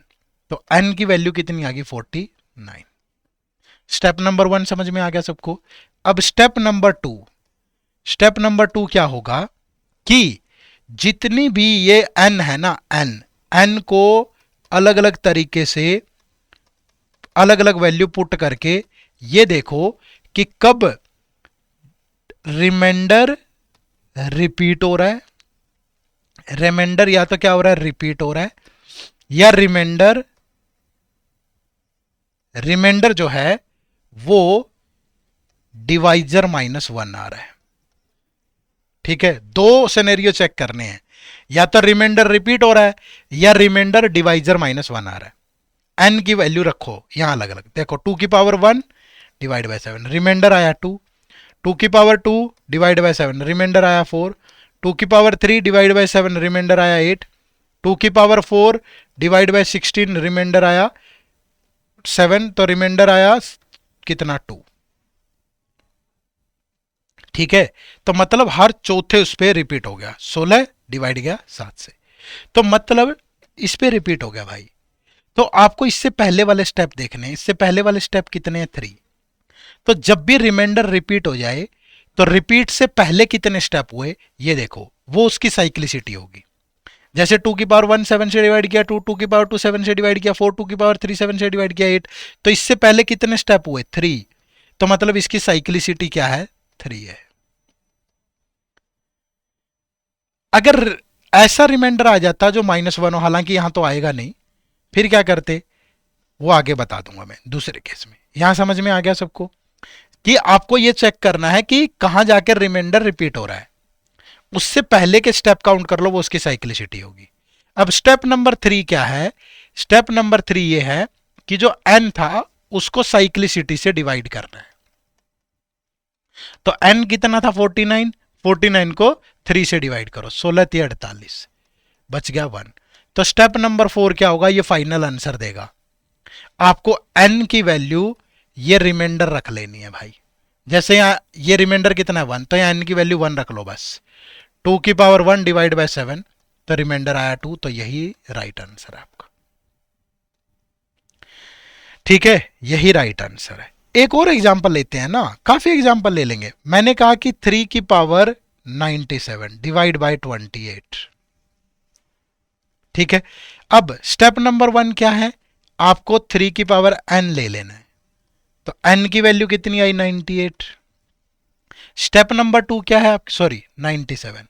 स्टेप नंबर 2 क्या है, n की वैल्यू 1 2 3 4 रख के साइक्लिसिटी चेक करनी है।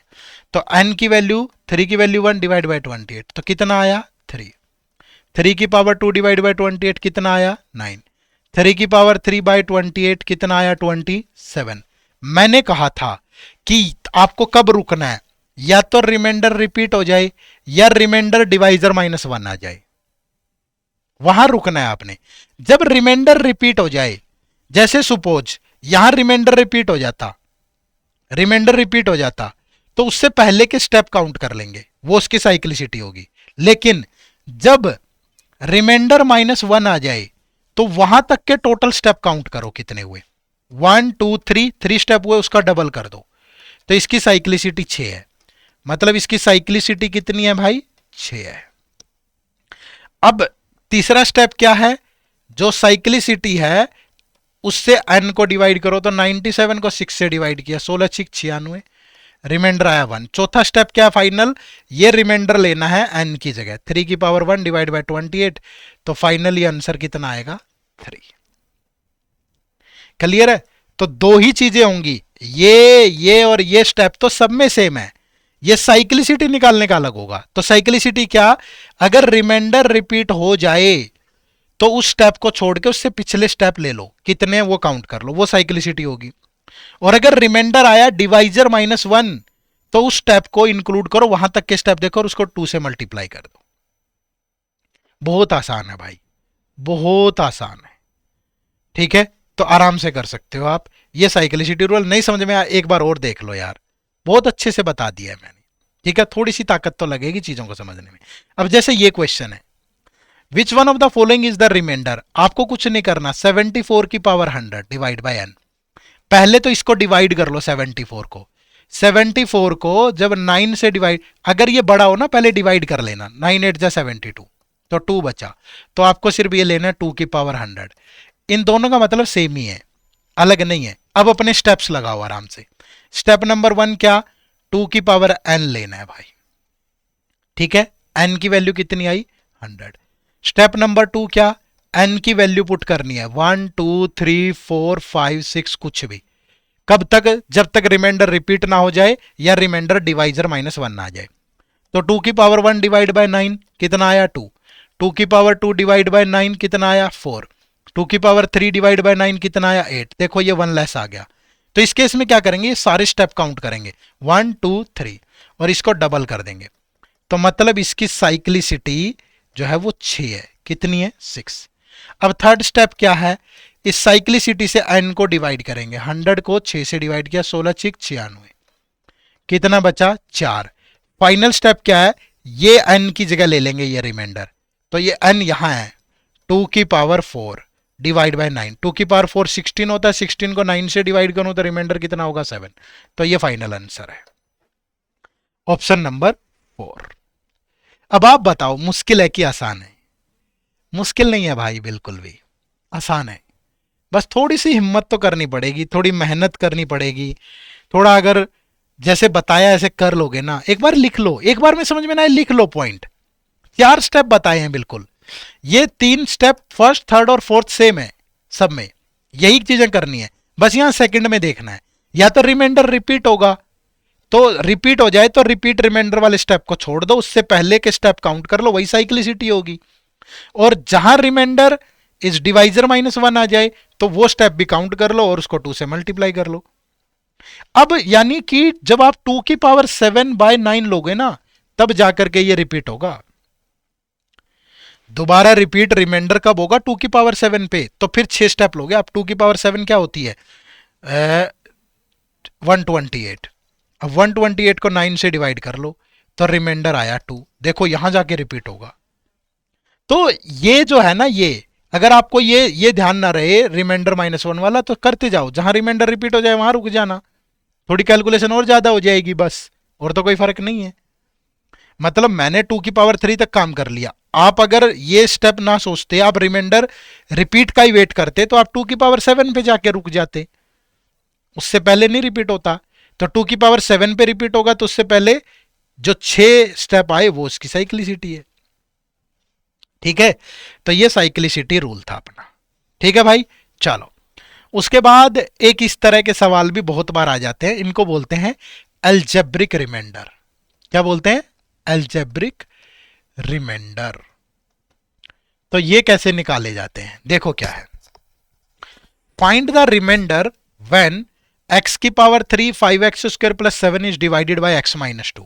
देखो अगर मैं बात करूं इसका पारंपरिक रूल क्या है, ऐसे डिवाइड करते हैं, x की power 3 plus 5x square plus 7, तो ऐसे डिवाइड करेंगे, पहले x स्क्वायर से गया तो x cube minus 2x square, फिर माइनस प्लस, फिर आ गया 7x स्क्वायर प्लस 7, फिर 7 से जाएगा 7x से, तो आ गया 7x स्क्वायर माइनस 14x, फिर माइनस प्लस, ये कैंसिल, तो ये आ गया 14x प्लस 7, फिर 14 से जाएगा तो प्लस 14x माइनस का 28, ये माइनस प्लस, ये कैंसिल, तो 35 बच गया।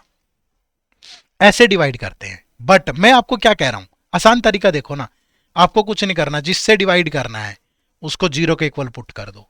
तो x की वैल्यू कितनी आ गई 2, ये वैल्यू यहां पुट कर लो। अब x cube plus 5x square plus 7, यहां पुट करोगे 2 की पावर 3, 5 इंटू 2 की पावर 2 प्लस 7, 2 की पावर 3 8, 2 की पावर 2 4 इंटू 5 20 प्लस 7, कितना आया 35। Right answer is this. कितना आसान हो गया, आप सोच के देखो भाई, है ना। तो बहुत आसान हो गया। तो इस तरीके से चीजों को करना है आपको। देखो एक और सवाल देखो इस पे, find the remainder when this is divided by this. तो x minus 3 is equal to 0, तो x की वैल्यू कितनी आई 3, यहां पुट कर लो ना भाई, 3 का स्क्वायर 7 इंटू 3 प्लस 15, 3 का स्क्वायर 9, ये 21 प्लस 15, 24 माइनस 21 3। तो right answer is option number clear है? ये आपके सवाल का बिल्कुल सही जवाब हो गया। ठीक है, कर सकते हो, समझ पा रहे हो? चलो अब देखो, how many times does the digit 3 appear between 1 and 100 such that the number. कुछ क्वेश्चन इस तरह के भी होते हैं, इनका कोई कंसेप्ट नहीं है, ये बिल्कुल प्रैक्टिकल होंगे।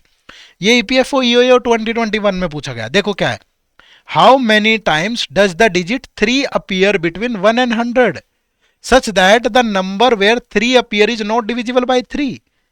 भैया देख लो ना, 3 कब कब आता है? 3, 13, 23, 30, 31, 32, 33, 34, 35, 36, 37, 38, 39, फिर 43, 53, 63, 73, 83, 93। अब वो कह रहा है कि 3 तो आ रहा है, बट वो 3 से डिवाइड नहीं हो रहा नोट। तो ये डिवाइड नहीं होता 3 से, ये भी नहीं होगा, ये भी नहीं होगा, ये भी नहीं होगा, ये भी नहीं होगा, ये भी नहीं होगा, ये भी नहीं होगा, ये भी नहीं होगा, ये भी नहीं होगा, ये भी नहीं होगा, ये भी नहीं होगा, ये भी नहीं होगा। खत्म। कितने हुए? 4, 5, 6, 7, 8, 9, 10, 11, 12, 12 नंबर होंगे। खत्म। ठीक है, मतलब प्रैक्टिकल अप्रोच पे बहुत आसान सवाल था भाई, है ना? देखो नेक्स्ट, ये ईपीएफओ 2025 में आया भाई, कितना शानदार क्वेश्चन है भाई। क्या है? How many 3 digit numbers are there that have the middle digit as the sum of the first digit and the third digit. वो कह रहा है कि 3 डिजिट का एक नंबर है, ऐसे कितने 3 डिजिट का नंबर है कि ये जो बी है ना, B that is equal to A plus C. ऐसे कितने 3 डिजिट के नंबर है, सोचो। ठीक है भाई, अब ऐसे सवालों को कैसे करेंगे, हमेशा ध्यान रखना। देखो मैं बताता हूं ऐसे सवालों को सोचते कैसे हैं। अब डिजिट क्या होती है? 3 डिजिट का नंबर है, तो ए की वैल्यू 0 तो हो नहीं सकती। पहली बात ध्यान रखना, ए इज नॉट इक्वल टू 0, क्योंकि 3 डिजिट का नंबर है। ठीक है, अगर यहां 0 आ गया तो फिर तो वो 2 डिजिट का नंबर रह जाएगा। अब बी क्या हो सकता है? बी बी क्या हो सकता है भाई? बी 1 हो सकता है, हो सकता है बिल्कुल 1 हो सकता है। कब? जब ए 1 हो और सी 0। ए 0 नहीं हो सकता, याद रखना। बी 2 हो सकता है, बिल्कुल हो सकता है। कब? जब ए 1 हो और सी भी 1 हो। बी 2 हो सकता है बिल्कुल, जब ए 2 हो और सी 0। पोजीशन फिक्स कर लो ना भाई। तो ये 3 हो सकता है, बिल्कुल हो सकता है, जब ये 1 हो, ये 0, सॉरी 2 हो। जब ये 2 हो, ये 1 हो। जब ये 3 हो, ये 0 हो। ये 4 हो सकता है, बिल्कुल हो सकता है। कब? जब ये 1 हो, ये 3 हो। जब ये 2 हो, ये भी 2 हो। जब ये 3 हो, जब ये 1 हो। जब ये 4 हो, ये 0। आप देख रहे, यानी बी 1 होने की कितनी पॉसिबिलिटी है? 1। बी 2 होने की कितनी पॉसिबिलिटी है? 2। बी 3 होने की कितनी पॉसिबिलिटी है? 3। बी 4 होने की कितनी पॉसिबिलिटी है? 4। तो बी मैक्सिमम क्या हो सकता है? 9, क्योंकि बी एक डिजिट है ना। तो 9 होने की कितनी पॉसिबिलिटी है? 9। तो मतलब टोटल कितने केस बन जाएंगे? 1 प्लस 2 प्लस 3 प्लस 4 प्लस 5 6 7 8 और 9, और इन सब का सम कितना? 45। तो कितने केस हो जाएंगे? 45। ऐसे ही 5 के 5 केस बनेंगे, 6 के 6, 7 के 7, 8 के 8, 9 के 9। खत्म। मतलब पेपर में जब प्रेशर में बैठे होते हैं, ऐसे सवाल तभी दिमाग में आते हैं जब थोड़ा पहले किए हुए हों, थोड़ा धैर्य हो, कॉन्फिडेंस हो। ठीक है, क्या आप में कॉन्फिडेंस है? एक सवाल से चेक करना चाहूंगा, ये आप लोगों के लिए होमवर्क है। इस क्वेश्चन का आंसर आप सबको कमेंट करके देना है। ठीक है मेरे भाई? तो नंबर सिस्टम में जितनी इंपॉर्टेंट चीजें थी वो मैंने आपको यहां पे बताई हैं अभी। प्लीज एक कमेंट करके जरूर बताना आपको ये लेक्चर कैसा लगा। जैसा भी लगा, अच्छा लगा, बुरा लगा, कोई दिक्कत नहीं है। कुछ रिक्वायर्ड है वो लिखिए, लेकिन अगर अच्छा लगा हो तो अच्छा भी दिल खोल के लिखना। ठीक है, और बताना कि ये लेक्चर आपको कैसा लगा, एक कमेंट का जरूर करना। ठीक है, इसके अलावा आपको कुछ भी दिक्कत आ रही है ईपीएफओ में, एपीएफसी ईओ में, आप हमारे डिफरेंट कोर्सेज से भी जुड़ सकते हो। आपको क्या करना है, इसी वीडियो के डिस्क्रिप्शन में जाना है, या सिंपली टाइप करो edutap.in गूगल पे, तो हमारी ये वेबसाइट ओपन होगी। यहाँ कोर्सेज में जाओगे तो कोर्सेज में जाके आप ये यूपीएससी ईपीएफओ पे क्लिक करो, तो आपके सामने हमारी ये वेबसाइट ओपन होगी। तो यहाँ पे आपको हमारे ये मल्टीपल कोर्सेज मिलेंगे। पहला ये कोर्स है हमारा मास्टर कोर्स। इसमें आपको जितने भी सब्जेक्ट हैं उन सब की videos, questions, sectional, full length test, previous year, सब कुछ मिल जाएगा। फिर ये स्पेशल सब्जेक्ट का कोर्स है, इसमें स्पेशल सब्जेक्ट ही मिलेंगे, IR and labour law, accountancy, computer, ठीक है, और ऑडिटिंग, जितने भी ये वाले हैं वो यहाँ मिलेंगे। इसमें सारे मिलेंगे, इसमें सिर्फ स्पेशल, इसमें क्वांट, रीजनिंग, इंग्लिश ये वाले नहीं होंगे, ठीक है। तो आप इन दोनों में से जो भी कोर्स आपको सहूलियत के अनुसार सही लगे आप उसी में इनरोल कर सकते हो, ठीक है जी। बस यही आज की वीडियो थी। उम्मीद करूंगा कि वीडियो आपको अच्छी लगी होगी। कमेंट करके जरूर बताना, और एक लाइक और कमेंट भी जरूर करिएगा, और चैनल पे नहीं हो तो सब्सक्राइब भी कर लेना। फिर अगली वीडियो में मुलाकात होगी। आप सबका बहुत बहुत शुक्रिया, थैंक यू वेरी मच। जय हिंद, जय भारत।